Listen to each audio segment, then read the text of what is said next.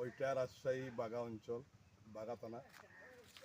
বাংলাদেশের বেশিরভাগ আম এই বাগা থানা থেকে দেশের বিভিন্ন অঞ্চলে যায়। এটা লক্ষণভোগ আম। এটা বাংলার ডেট 25 তারিখ থেকে সরকারিভাবে ধার্য করা হয়েছে। 25 তারিখ পর বাংলা হবে। বাংলাদেশের বিভিন্ন জায়গায় যাবে আম, সিলেটে যাবে।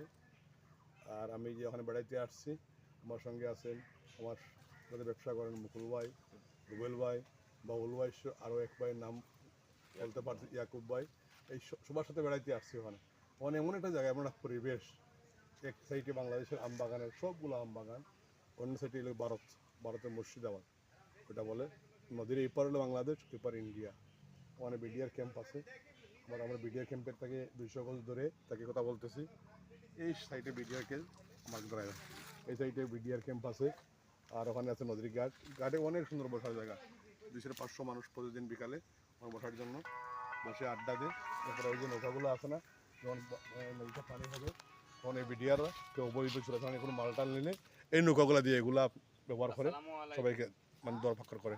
আর ওই যে বাগান আছে, এই গাছের পর গাছ, মাইলের পর মাইল, সব শুধু আম বাগান, আম বাগান, আম বাগান, আম বাগান।